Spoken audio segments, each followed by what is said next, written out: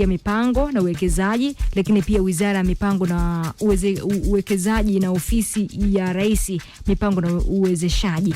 Pengine ofisi yenu hasa ya mipango na uwekezaji inajihusisha na kitu gani? Pengine uweze kumtoa mwananchi, uweze kumpa ule ufafanuzi ambao ni mzuri. Ninashukuru sana. Naam. Kama jina lenyewe linavyozungumza, ofisi ya rais mipango na uwekezaji. Naam. Ina majukumu kama zilivyo wizara nyingine za serikali ya Jamhuri ya Muungano wa Tanzania. Yeah. Lakini hizi wizara ambazo moja kwa moja ziko kwenye ofisi ya rais huwa haziitwi wizara, zinaitwa ni ofisi ya rais. Ndio maana utakuta kuna ofisi ya rais, management ya utumishi wa umma na utawala bora, ofisi ya rais mipango na uwekezaji. Kuna baadhi ya ofisi ambazo sio nyingi ni wizara, lakini kutokana na majukumu yake na ziko kwenye ofisi ya rais zinaitwa ofisi ya rais. Sasa tukija ofisi ya rais mipango na uwekezaji, majukumu yake ni yapi? Majukumu ni mengi sana. Kwanza, ofisi ya rais mipango na uwekezaji ina taasisi kama 3 hivi. Moja, ina taasisi inayoitwa Tume ya Taifa ya Mipango. Hiyo iko chini ya ofisi ya rais mipango na uwekezaji. Lakini pia kuna taasisi inayoitwa Msajili wa Hazina, TIARA. Nadhani huwa mnamuona mara nyingi anavyokwenda kwenye kutoa gawio ndo anaonekana. Lakini anafanya kazi kubwa sana kama TIARA akiwa chini ya ofisi yetu.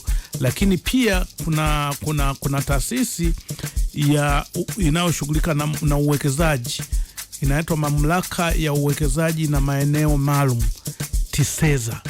Hiyo inahusika moja kwa moja kuibua wawekezaji kuleta hapa nchini. Sasa nikisha kutajia hizo taasisi 3 unaweza kuona ukubwa uliopo. Sasa nikianza na kazi moja ya ofisi ya rais, kwa mfano kule kwenye Tume ya Taifa ya Mipango, moja ina kazi kama 20 hivi, Tume ya Taifa ya Mipango. Lakini kwa kusummarize inaweza kuwa kama 3 hivi. Moja, kutengeneza mipango ya taifa. 2, kusimamia masuala ya kiuchumi yote. 3, kutekeleza maendeleo na mipango ambayo imepangwa. Sasa tunavyosema mipango ya taifa, tunazungumzia utayarishaji wa dira ya maendeleo ya taifa. Nadhani umeshaona kitu kinaitwa dira 2050 ambacho tutazungumza nacho. Lakini pia kuna mkakati wa maendeleo ya mwaka 25. Alafu kuna kuaga na mpango wa maendeleo wa miaka 5 na mpango wa maendeleo wa mwaka 1. Hizo ni moja ya kazi zinazozungumzia mambo ya maendeleo. Tukija kwenye upande wa TIARA, kama nilivyokuambia, anasimamia mashirika ya umma yote yaliyopo hapa nchini. Tukija kwenye TISEZA, anasimamia masuala ya uwekezaji. Na ndio maana hata wizara yetu unakuta kwa ofisi yetu kwa sasa ina makatibu wakuu 2.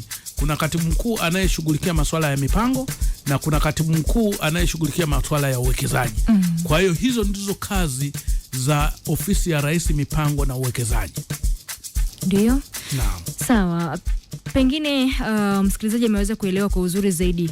Mipango na uwekezaji unatija gani hasa kwa jamii na taifa, kuelekea pia mipango ya utekelezaji wa dira ya maendeleo ya taifa mwaka 2050? Labda niseme kwamba tija iliyopo ni tija kubwa sana. Hakuna kuendelea kama huna mipango. Hata wewe AFM hapa radio una mipango yako ya miaka 5, mwaka 1, wiki 1, siku 1, si ndio? Na ndio maana unaweza kutu unaendelea kusikika, unaendelea kusonga mbele kwenye mkoa hadi mkoa kutokana na mipango yako iliyokuwepo. Sasa nchi yoyote lazima iwe na mipango. Sasa sisi mipango yetu huwa tunaenda miaka 25. Tija yetu tuna malengo, kwa mfano miaka 25 ijayo tutoke kwenye uchumi wa sasa ambao ni kama tufikie uchumi wa $1 trilioni. Miaka 25 ijayo. Hiyo ndio mipango na hiyo ndio tija tunayosema. Sasa tunapozungumzia mipango ya miaka 25 tuwe na uchumi wa dola trilioni 1, Mtanzania mmoja angalau awe anashika dola 7,000 kwa mwaka, including wewe ambaye ni mtangazaji. Tunapozungumzia dola 7,000 kwa mwaka tunazungumza kama milioni 22 hivi, kwamba uwe na uwezo kila Mtanzania, Watanzania watakuwa milioni 118. Kila Mtanzania awe na uwezo wa kuwa na kipato cha milioni kama 22 hivi kwa mwaka. Sasa ukisha kuwa hivyo, maana yake unaweza kusema kila Mtanzania atakuwa na uwezo wa kuwa na bodaboda, au kila Mtanzania anaweza kuwa na aina ya gari kama Vitz hivi anamiliki. Hayo ndio maendeleo tunayazungumzia. Kwa hiyo ndio tija yake iliyopo, lakini tija nyingine kwamba kwenye maendeleo tu tusio naangalia upande wa elimu tunatakiwa tuwe vizuri, upande wa afya tunatakiwa tuwe vizuri, kwamba hata yale maisha ya mwanadamu kuishi mwaka 2050 afikie miaka 75, wakati sasa hivi tunaishi miaka 68, tukiwa tumetoka miaka 52 mwaka 2000. Sijui kama unaona haya utofauti na ukuu hapo. Sasa hizo ndizo tija zenyewe. Lakini tukija hata kwenye masuala ya elimu, unakuta kwamba mwaka 2050 elimu ambao wanatakiwa watu wao wamefika chuo kikuu angalau 25%. Sasa hivi ni asilimia ndogo, lakini sasa 2050 25% wao wamefika chuo kikuu. Kwenye upande wa ajira angalau 50% ya Watanzania wote wao kwenye ajira ambazo tunaweza ajira stahiki, zenye nidhamu, zenye heshima. Sasa hiyo ndio tija ambayo tunazungumzia. Na kuna masuala mengi sana. Lakini kwa hapa tunaweza kuzungumza tukaishi hapo. Sawa, uwezeshaji wa ofisi ya rais unawaangalia vipi vijana, hasa kwa kina mama na watu wenye, kwa maana makundi maalum? Ya Tanzania kama nchi tumejipanga kwamba ukisoma dira 2050, sababu dira 2050 ndio inatueleza tunaenda wapi. Sasa unakuta inazungumzia kitu kinaitwa uchumi jumuishi, sawa, na ustawi wa pamoja. Sasa ukisha sema uchumi jumuishi na ustawi wa pamoja, kila mtu unakuwa umemwingiza hapo, hujambagua. Huko nyuma ilikuwa inaonekana ni kweli tunakuwa tunaenda vizuri, lakini inawezekana kuna makundi yalikuwa yanaacho. Na ndio maana katika dira hii imekuja kutunani kwamba tutakuwa na uchumi imara, jumuishi na wenye ushindani, lakini na tutastawi wote kwa pamoja. Kwa hiyo makundi yote yamechukuliwa kwa msisitizo mkubwa, na hata ukiangalia hata ilivyokuwa inazinduliwa dira tarehe 17 Julai 2025, utaona watu waliohudhuria, hata picha huwa zinaonesha makundi yote yalikuwepo, hata walemavu, akina mama, unaona kabisa, na wametumika kuhakikisha hii dira inatengenezwa itoke kama ilivyo. Kwa hiyo hali ya tija ya ushirikishwaji kwenye makundi maalum ni mkubwa sana. Ndio. Pengine mikakati iko vipi hasa katika kuwainua vijana mpaka sasa hivi, kwa sababu katika dira ya mwaka 2050 umezungumzia namna ambavyo tija hiyo ipo, lakini pia makundi maalum. Je, ni kwa namna gani mikakati ambayo mko nao iko ndani ya dira? Yes. Kimsingi ni kuambie dira 2050 tumekuwa tukizungumza kwamba ni dira ya vijana.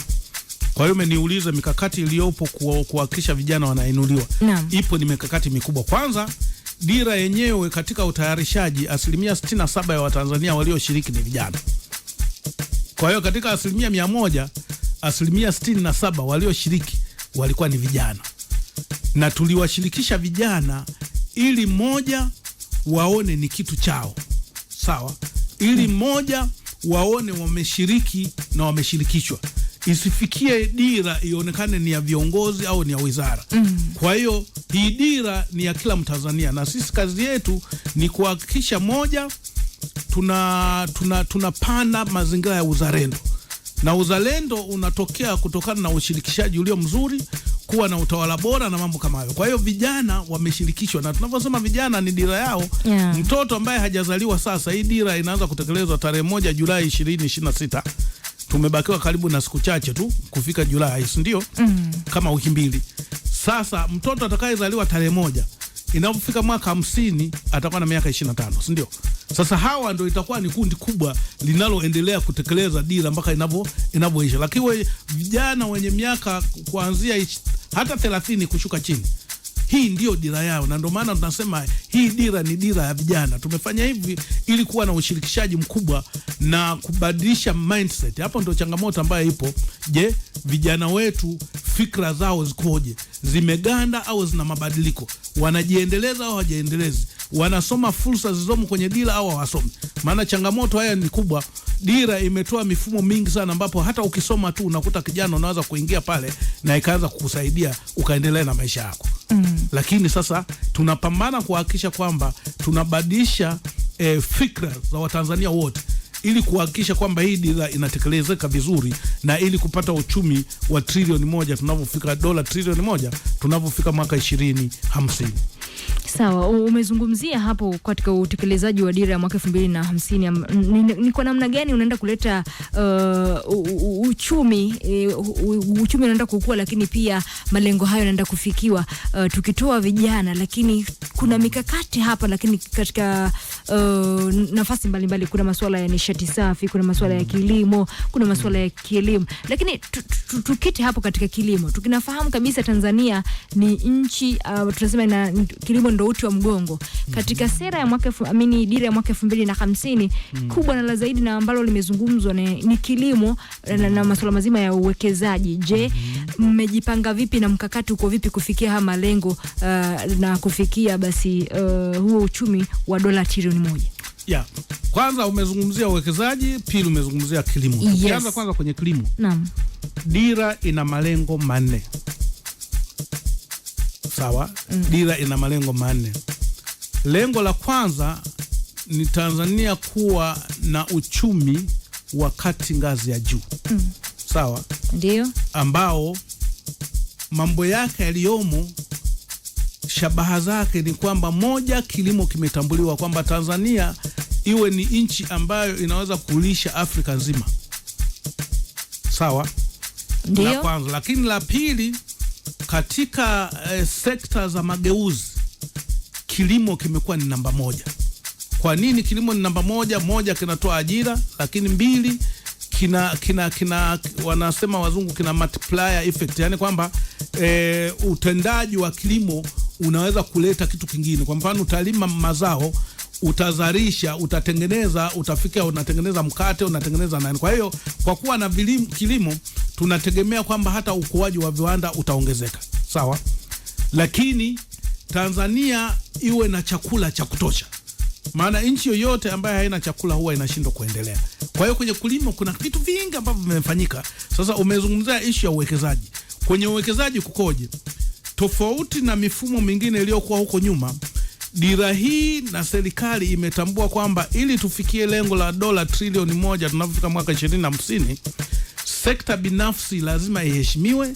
Sekta binafsi lazima itoe mchango wa 70% ya pato lote tunalosema. Sasa tumeanza kwa kufanya mazingira ambayo ni mazuri, kwa kuboresha mazingira ya biashara. Nadhani mnaona hata vitu vinavyokwenda. Kwa mfano rahisi tu, juzi tu nilipanda basi naenda Iringa huko Mafinga. Nikashangaa hatujapita kwenye mizani. Nikaja kugundua kuna wakati viongozi walishasema hivi ndivyo vitu vinavyochelewesha hata safari za Watanzania. Lakini kwa kufanya vile ni mazingira ya biashara yanakuwa mazuri, kwamba gari ingie kwenye mzani ambayo inahitajika kuingia kwenye mzani. Sasa kwa mabasi ambayo yanabeba abiria, nadhani serikali imefanya kitu kizuri kwamba kuhakikisha kwamba mambo yanaenda vizuri. Kwa hiyo kuna marekebisho mengi sana ya sheria, kanuni na taratibu ili kuhakikisha sekta binafsi inakuwa, sekta binafsi inachangia uchumi wa Tanzania, sekta binafsi inakuwa ndio msingi wa maendeleo. Kwa hiyo na hiyo kazi inafanyika chini ya ofisi ya Rais mipango na uwekezaji, kuhakikisha kwamba uchumi wa Tanzania 70% unakuzwa na sekta binafsi.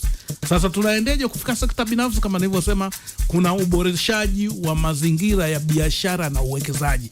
Tanzania leo ni eneo ambalo linavutia watu kuja kuwekeza. Na hata bajeti ya juzi kama umeisikiliza inalenga hivyo. Imeondoa vitu vingi sana ambavyo vinaweza kuwa vinaleta kukwaza wawekezaji wa ndani na wawekezaji wanaotoka nje. Kwa hiyo tunashukuru na kumekuwa na maendeleo. Umeona juzi tu Rais alienda Urusi. Ile ilikuwa ni ziara ambaye inaleta biashara na uwekezaji uliokuwa. na mara nyingi tumekuwa tukiona serikali kwa kupitia Rais wa Jamhuri ya Muungano wa Tanzania anavyofanya kuhakikisha kwamba Tanzania inakuwa ni njema kuvutia wawekezaji, na tunaona tunapata wawekezaji ambao ni wengi sana. Sawa, iko hivi, lakini pia msikilizaji una nafasi ya kushiriki na mimi hapa kupitia 0779729593.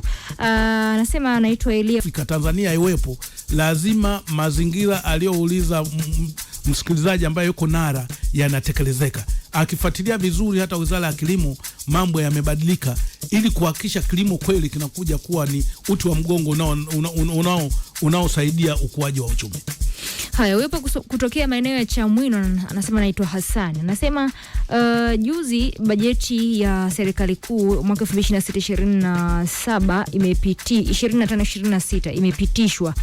Je, ni kwa namna gani ambavyo kuna vitu vilipandishwa na vingine kushushwa kama sukari?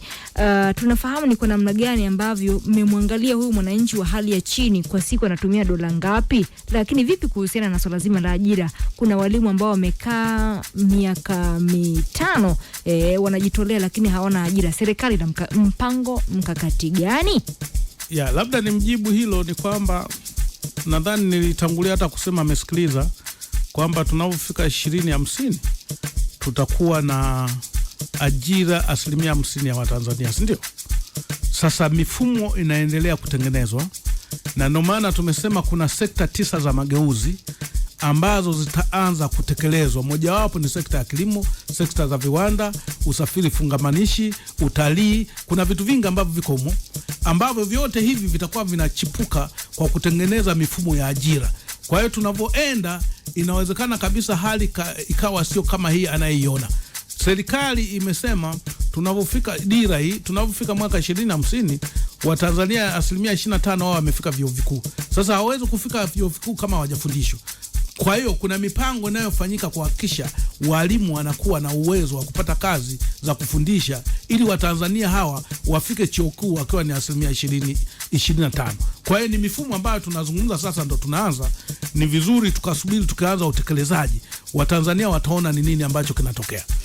Haya, huyo ujumbe wa mwisho anasema serikali inasema kwamba vijana wajiajiri kulingana na kutumia fursa mbalimbali. Je, wamejipanga vipi katika kuweka masoko ya uhakika wanapotoka, ili vijana wanapotoka vioni waweze kupata masoko ya uhakika na wajitegemee bila kutegemea ajira? Ya, ambacho naweza kusema hapo, nimekuwa nikisisitiza kubadilisha fikra. Moja, lazima tukubali kufanya kazi. Sawa? Ndio. 2, kubadilika fikra. Mara nyingi wote tumesoma, tumekuwa tukitumia elimu sana badala ya uhalisia wa maisha yalivyo. Kwa mfano, mimi natoa mfano mzuri tu ili mtu anielewe. Kijana au binti kama wewe umemaliza chuo kikuu, sawa? Ndio. Siku hizi vijana take away ya chakula mchana iko nyingi sana, si ndio? Tuna vijana wanaona unakuta tu ameagiza boda, siji nataka nini, chips zimekuwa sealed vile, si ndio? Lakini mara nyingi mtu akisha kuwa na degree moja anasema nipike chakula mimi nitakuwa mama nitilie. Umeona? Kumbe ungepika katika mazingira ambaye ni mazuri, ingekusaidia wewe kujipatia kipato. Kwa hiyo hizi mindset tunazozungumza ni hizo, kwamba je, ni kweli katika mazingira tuliopo unaweza kujituma ukafikia kile kinachohitajika? Issue hapa tunachozungumza kubadili mindset. Kwa mfano, mimi najitolea mfano mimi mwenyewe. Mimi nilipomaliza chuo kikuu, somo ambalo degree niliyoisoma haikuwa inahusiana na haya ninayofanya. Lakini nilibadilisha mtazamo mwenyewe, nikaingia kwenye uandishi wa habari. Na mimi nimaliza degree ya kwanza mwaka 97 ambaye ilikuwa na value, lakini niliingia kwenye uandishi wa habari, watu wanaonielewa wakawa wananishangaa, yani una degree unaenda kuwa mwandishi wa habari. Lakini nilikuwa natafuta to become the best peer, and that's how I did, na nimefikia mpaka hapa. Je, ni wangapi ukiwa na elimu unaweza kuiacha chini ukafanya kitu ambacho kitakufanya uwe tofauti? Sasa hiyo natoa changamoto kwa vijana wetu ambao wamekuwa wakiona elimu, ukishapata degree unajiona wewe kama utakula degree. Degree haiwezi kukufanya ule. Lazima uanze kupambana. Lazima uanze kupambana Kuna watu wana degree siku hizi wanaendesha bodaboda lakini wanachekwa. Hao ndo wale wenye akili ambao wanafikia baadaye watatransform nani, sababu ukishapata elimu ni rahisi kubadilika kufika katika eneo ambalo destination hatima yako ipo. Kwa hiyo ninachosisitiza hapa, inawezekana tukawa tunazungumza ajira lakini pia tumekaa kwa kusubiri mno. Hatubadiliki, yani tunashindwa kujishughulisha na vitu vingine. Sijui kama naeleweka. Tunashindwa kujishughulisha. Kwa hiyo lazima tukubaliane, tubadilike, tujishughulishe. Tuna wenzetu huwa tunaona mara nyingi ukisha kaa kwenye magrupu na Wakenya, unakuta wenzetu wako very reactive. Kwa nini? Mindsets zao zisha change, yani fikra zao zisha change, ziko kwenye ushindani. Sisi bado tuko nyuma. Kwa hiyo inabidi tubadilike ili tufikie kwenye hiyo hali. Tusifike mahala tunailalamikia tu serikali. Serikali inaweka mifumo ambayo pengine ni mizuri, mazingira hata ya biashara kwa mfano sasa hivi digital platforms serikali imeinsist sana kwenye matumizi ya mitandao, na hata kwenye budget ya sasa inasema kabisa kuanzia sasa malipo yote yatakuwa kwenye mitandao. Kuna watu wamesoma IT, vijana wamejaribu kutengeneza mifumo ambayo wataanza kujipatia hela huko. Kwa hiyo ni mtu tu kufikiria kwamba anaenda kufanya nini.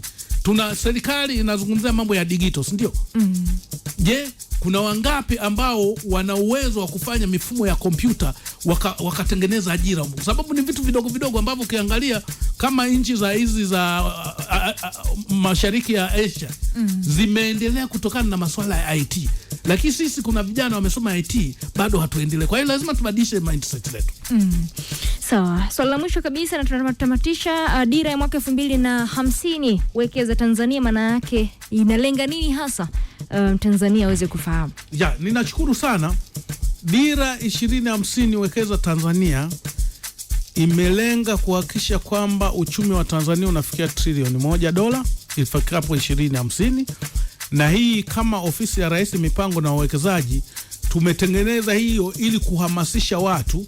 Ukisha taja dira, mtu akitafuta dira mambo yaliyomo ndani anayaona, lakini pia tumeunganisha na uwekezaji. Kwa maana hiyo tumeunganisha masuala ya mipango ya kitaifa pamoja na uwekezaji, ili tukiwa na mipango mizuri tutapata uwekezaji ambao ni mkubwa. Sasa dira 2050 kwa sasa ni kipindi ambacho kinarushwa kwenye television ya taifa ya TBC kila Jumatatu. Kwa hiyo mtu akifuatilia Jumatatu kuanzia saa 3 mpaka saa 3:30 atakutana ofisi ya Rais inatoa vitu ambavyo Mtanzania akivifuatilia vinaweza kumpa faida katika maisha yake binafsi. Sawa, na pasina shaka msikilizaji umeweza kuyapata mengi kweli ambayo umeweza kuyasikia kwa meneja mawasiliano serikalini ndugu Titus Kaguo, ambaye tumezungumzia juu ya masuala mazima ikiwemo dira ya mwaka 2050. Na mpaka kufikia hapo tunaweka nukta, na nikushukuru sana ndugu Titus kwa kufika na kuyazungumza mengi, na msikilizaji ameweza kuyapata kwa uzuri zaidi.